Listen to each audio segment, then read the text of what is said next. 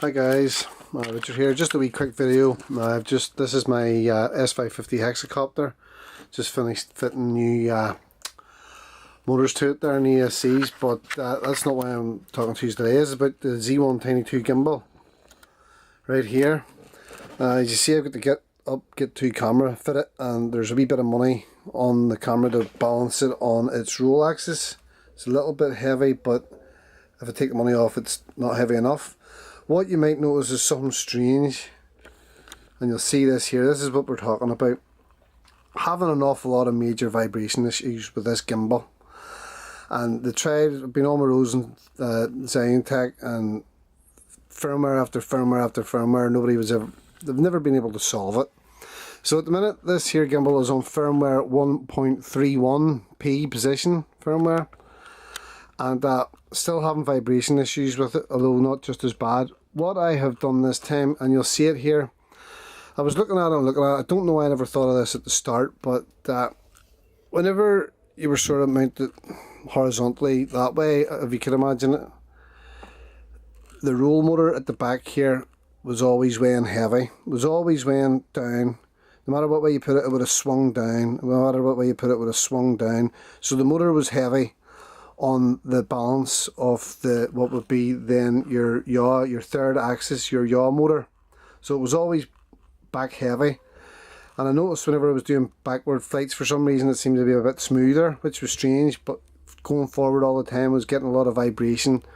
Nightmare. So what I've done is I've got metal set compound. You probably know what I'm talking about here. Now I know it's a bit of a mess, it's not the best looking, but you know the stuff you get, it's like a putty. There's like a grey outer and a black inner, and you get it in a tube and you cut it off and you mix the two compounds together and make a putty. It turns into a metal set compound.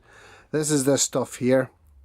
And then what we'll have is stainless steel M6 bolt, 40mm long. Have a wee M6 nut. So I put the putty on the yaw motor directly in line with the roll motor.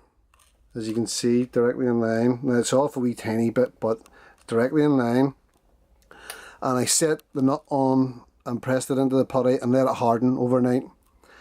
Then once I've done that, I came out, and there's maybe some of the putties actually in this nut, maybe by about up maybe halfway. So I got the stainless steel bolt, screwed it in, screwed on all these other nuts to get the screwed on nuts first of all, and didn't have the right weight, and then I found this stainless steel, and now look at it. You can see it sitting there.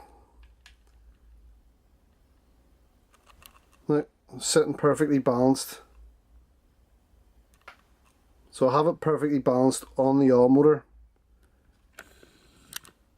It's all perfectly balanced on the yaw. Well, it might be a wee bit in it, but you know, compared to what it was, like this motor was an awful lot heavier, and it was causing it to swing down all the time. And if you want to check out my footage, the last video I've made using this modification is, if you look it up, Carrick Ferguson. If you click my name or whatever, go and have a look. When we're near the end here somewhere, is Carrick Fergus Fair and Harbour area. I think that's the title of it. If you go in there and have a look at that footage, I think there's a wee bit of jello near the end coming down past the boats, but that's my own problem, and I'm still, this is quite new hex here. I'm running on the Turret and ZYXM flight controller to fiddle about with the gain setting still. So there's a bit of jello, but that's my own fault. I'm descending and I'm getting a bit of shake, vibration issues and descending, so I need to mess about with that. So that's not from the gimbal. But if you look at the last video, you will see how this gimbal is performing now with this modification. So I had an idea, maybe somebody else could do this. I was thinking of getting a bit of aluminium block, getting something machined like a clamp to go around this with a fitting where you could screw a weight onto the front. Maybe somebody could 3D print one that would fit around it, because you could take the controller, the IMU off the top, slide it down over it, bolt through the side, like a clamp almost around that, and then something that you could, some way of adding weights on. Because everybody's cameras get up. I'm using the Get 2 here. Other people will be using GoPros, other people will be using Xiaomi's. All the extra weight, that slightly bit of weight will help or affect the balance slightly. The way I have this now, with the money on it here, and this here now, it's pretty damn perfect. You see it there? It's going to make a liar out of me. You know, So just with that wheel on the front, the footage 10 times the gimbal now. I've advised Zhiyun about this. Seems that they don't want to know nothing about this gimbal no more.